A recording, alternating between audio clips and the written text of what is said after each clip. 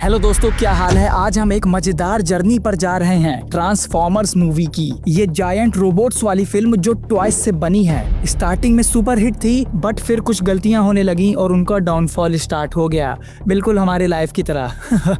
मजाक कर रहा हूँ। हम हर मूवीज के बारे में डिटेल में बात करेंगे, क्या सही था क्या गलत और क्यों इतना बड़ा चेंज आया। तो बिना किसी टाइम को वेस्ट किए हुए लेट्स स्टार्ट द वीडियो। सबसे पहले बात करते हैं 2007 में आई ट्रांसफॉर्मर्स मूवी की। ये मूवी माइकल बे ने डायरेक्ट की थी और यहीं से फ्रेंचाइजी की शुरुआत हुई। स्टोरी सिंपल थी। सैम एक पुरानी कार खरीदता है जो एक्चुअली बम्बल बी नाम का ऑटोबॉट होता है। ऑटोबॉट्स अच्छे रोबोट्स हैं, डिसेप्टिकॉन्स बुरी साइड के हैं और अर्थ पे ऑल स्पार्क के लिए फुल ऑन वॉर चालू हो जाती है। अब बात करते हैं क्या सही था। सबसे बड़ा प्लस पॉइंट ये था कि इसके विजुअल इफेक्ट्स काफी ज्यादा तगड़े थे। इंडस्ट्रियल लाइट्स एंड मैजिक यानी ILM ने रोबोट्स को काफी रियलिस्टिक बनाया। 2007 के टाइम पे इतनी डिटेल के साथ ट्रांसफॉर्मिंग रोबोट्स देखना ऑनेस्टली नेक्स्ट लेवल था। आज शायद ये CGI उतना इम्प्रेसिव ना लगे, लेकिन उस टाइम पे ये कुछ ऐसा था जो हमने पहले कभी नहीं देखा था। रोबोट्स जेन्युइनली कूल लगते थे। साउंड डिजाइन भी सॉलिड था, लाउड था, पावरफुल था, लेकिन एनोइंग नहीं। एक्शन सीन्स भी हमेशा की तरह ओवर द टॉप नॉच थे। कुछ मूवमेंट्स काफी ज्यादा फन लगे, लेकिन सब सीन्स काम के नहीं थे। कभी कभी माइकल बे कैमरा को इतना हिला देते थे कि समझना मुश्किल हो जाता था कि कौन ट्रांसफॉर्म कर रहा है और बैकग्राउंड में क्या ब्लास्ट हो रहा है। यहीं से क्लियरली दिखता है कि बे को चीजें उड़ाना कितना ज्यादा पसंद है। बम्बल बी और बैरिकेड का नाइट फाइट सीन एग्जांपल है। ऑनेस्टली समझ ही नहीं आता कि हो क्या रहा है यार। हाँ, डाउनटाउन लॉस एंजलिस वाली फाइनल बैटल थोड़ी ज्यादा क्लियर थी और बेटर थी, फिर भी मूवी का इम्पैक्ट ह्यूज था। स्टोरी सिंपल थी, गुड वर्सेस इविल और ऑडियंस के लिए इजी टू फॉलो। इस वजह से ये बॉक्स ऑफिस पे ब्लॉकबस्टर बनी। वर्ल्ड वाइड $709 मिलियन कमाए। रॉटेन टोमेटोज पे 57% की रेटिंग मिली, जो सरप्राइजिंगली सीरीज की बेस्ट रेटिंग में से एक है। लोगों को ये फ्रेश और एक्साइटिंग लगी, एक बड़ा सिनेमैटिक एडवेंचर जैसा फील आया। हाँ, कुछ गलतियां भी थी, जैसे प्लॉट होल्स थे, लॉजिक कभी कभी गायब हो जाता था और बे का एक्सप्लोजन हैवी स्टाइल सबको पसंद नहीं आया। लेकिन इस फ्रेंचाइजी का राइज इसी से शुरू हुआ और बच्चों को तो ये मूवी बहुत ही ज्यादा पसंद आ गई यार। अब आती है सीक्वल्स। 2009 की transformers revenge of the fallen. Sam college जाता है, डिसेप्टिकॉन्स वापिस आते हैं और एक नया विलेन इंट्रोड्यूस होता है, द फॉलन। बॉक्स ऑफिस में मूवी ने $836 मिलियन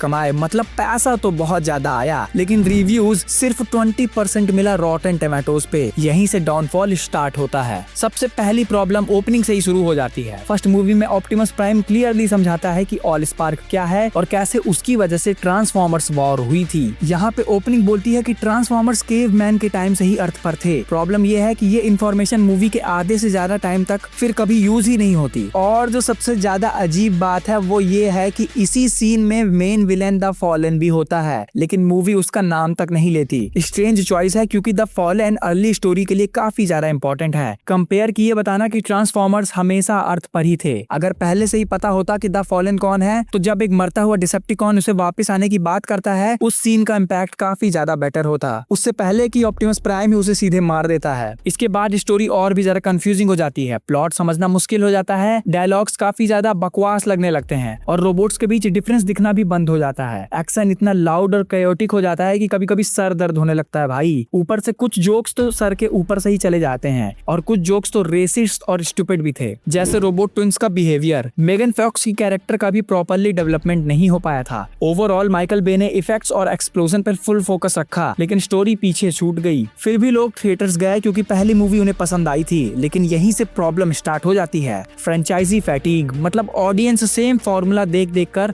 थकने लगी है भाई। अब आती है 2011 में तीसरी movie transformers dark of the moon. Sam की गर्लफ्रेंड अब नहीं है, रोजी हंटिंगटन वाइटली, और स्टोरी का मेन हुक मून पे छुपे हुए ट्रांसफॉर्मर्स का राज है। बॉक्स ऑफिस पे ये सीरीज पीक था, लगभग $1.124 बिलियन वर्ल्ड वाइड कमाया। सबसे ज्यादा कमाने वाली ट्रांसफॉर्मर्स मूवी बनी। अगर आप प्लॉट जानना चाहते हो तो ऑनेस्टली ये भी पहली दो मूवीज जैसी है। स्ट्रक्चर ऑलमोस्ट सेम, शुरू में सब नॉर्मल, फिर ऑटोबॉट्स हारते हुए लगते हैं और एंड में किसी बड़े शहर के डाउनटाउन में मासिव बैटल होता है, और इस बार था शिकागो। डिफरेंस सिर्फ इतना ही है कि मूवी में ऑटोबॉट्स और डिसेप्टिकॉन्स और ज्यादा लड़ते हैं। फिल्म मेकर्स ने भी ये समझ लिया है कि लोग सेकंड मूवी की ह्यूमन स्टोरीज से बोर हो चुके थे, इसलिए इस बार ह्यूमंस को बैकग्राउंड में ही पुश कर दिया गया। ह्यूमन सीन्स या तो काफी स्टूपिड लगते हैं या फिर इतने एक्शन से भरे हुए होते हैं कि जब कुछ स्टोरी चल भी रही होती है तो भी एक्सप्लोजन पे एक्सप्लोजन ही हुआ करता है। मेगन फॉक्स नहीं है, उनकी जगह रोजी हंटिंगटन है एज सैम की गर्लफ्रेंड। कैरेक्टर डेप्थ कम है, ज्यादा फोकस सिर्फ लुक्स पे ही किया गया है। सारे सर्वाइविंग ऑटोबॉट्स वापस आते हैं, साथ ही कुछ नए रोबोट्स भी जो कूल स्टंट तो करते हैं लेकिन स्टोरी में ज्यादा वैल्यू नहीं ऐड करते। स्टोरी का एक्चुअली इंपॉर्टेंट पार्ट ये है कि 1960s में एक ऑटोबॉट स्पेसशिप मून पे क्रैश हो गया था,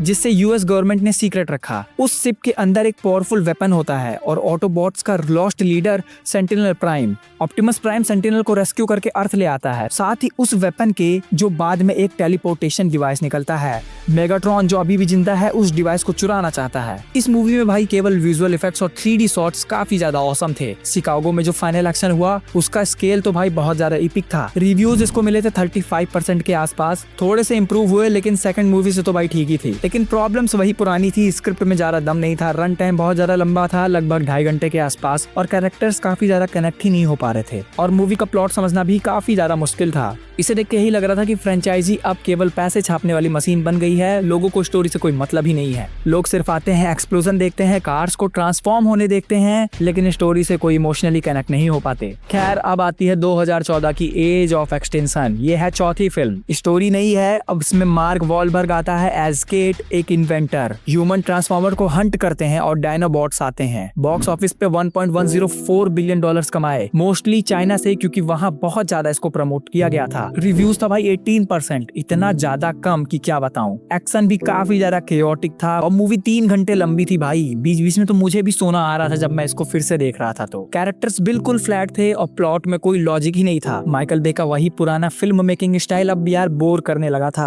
और इसमें गलती क्या थी कि स्टोरी को सिंपल नहीं रखे थे, बहुत ज्यादा सब प्लॉट्स डाल दिए थे। फिर भी इंटरनेशनल मार्केट्स ने इसे बचा लिया और अमेरिका में फैटीग बढ़ गया। फिर आती है 2017 की द लास्ट नाइट। यहाँ से इतना बड़ा डाउनफॉल हुआ कि क्या बताऊं। ये 5वीं मूवी थी। अब स्टोरी आर्थुरियन लेजेंड से मिक्स, मरिल और साइबरट्रॉन से कनेक्शन दिखाती है। एंथनी हॉपकिंस आते हैं लेकिन फिर भी ये फ्लॉप हुई। बॉक्स ऑफिस पे सिर्फ $605 मिलियन कमाया। इसमें क्या गलत था भाई? सब कुछ ही गलत था। प्लॉट इतना ज्यादा कंफ्यूजिंग था, टाइम जंप्स दिखाया गया था, क्या बताऊं यार, मूवी काफी ज्यादा बोरिंग थी। रिव्यूज मिले थे 15% के आसपास। क्रिटिक्स ने कहा भाई अब बंद कर दो यार इसको। Franchise fatigue full on mode में चालू हो गया था, लोग थक गए थे वही एक्सप्लोजन देखते हुए। हालांकि इसका बजट बहुत ज्यादा था, $217 मिलियन के आसपास, लेकिन क्वालिटी और डाउन हो गई थी। ये डाउनफॉल की शुरुआत थी, ऑडियंस ने इंटरेस्ट खो दिया था। फिर आती है 2018 में बम्बल बी। ये एक प्रीक्वल थी और रीबूट थी। यहाँ से ये लोग फ्रेश स्टार्ट करने का सोच रहे थे। 1980s में सेट है। एक लड़की चार्ली जिसको प्ले कर रही है हैली स्टेनफील्ड, बम्बल बी से दोस्त बनती है। बॉक्स ऑफिस पे $467 मिलियन कमाए थे। बजट कम था तो प्रॉफिट तो हुआ। रिव्यूज 91% थे भाई। अब तक की सीरीज में सबसे ज्यादा इसी को मिला है मेरे ख्याल से। क्योंकि स्टोरी तो इमोशनल थी, कैरेक्टर्स भी डीप थे, एक्शन थोड़ा सा कम किया गया था। माइकल बे नहीं थे, डायरेक्टर ट्रेविस नाइट ने फोकस किया फ्रेंडशिप पे। गलती थोड़ा स्लो स्टार्ट था बट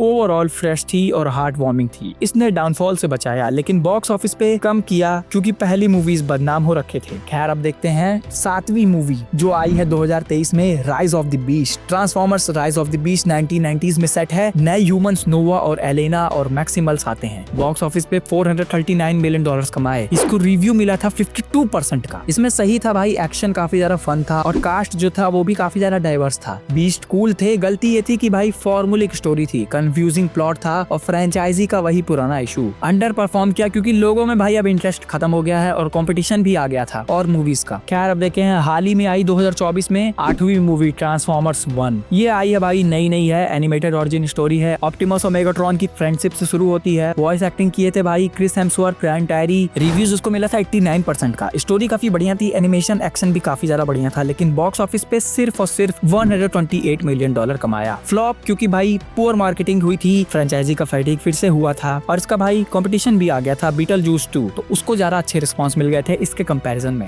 लोगों को लगा कि भाई ये बच्चों की मूवी यार, ये हम लोगों को देखने लायक नहीं है, लेकिन ये भाई मूवी काफी ज्यादा डीप है क्योंकि इसकी क्वालिटी मुझे काफी ज्यादा अच्छी लगी थी। ओवरऑल इस सीरीज ने लगभग $5.29 बिलियन कमाए हैं। क्या फ्यूचर में ये बेटर स्टोरी के साथ कम बैक कर सकती है? ये मुझे आप कमेंट में जरूर बताइए। वैसे आपका फेवरेट ट्रांसफॉर्मर कौन है ये भी मुझे कमेंट में जरूर बताइएगा। मेरा फेवरेट है भाई ऑप्टिमस प्राइम। ऑफ कोर्स उसकी स्पीच देख लो तो भाई गूज़बम्स आ जाते हैं। खैर, अगली वीडियो कौन से टॉपिक पे चाहिए ये भी बताना ना भूलिएगा। तो मिलते हैं आपसे नेक्स्ट वीडियो में, तब तक के लिए keep loving, keep watching heroic cinema.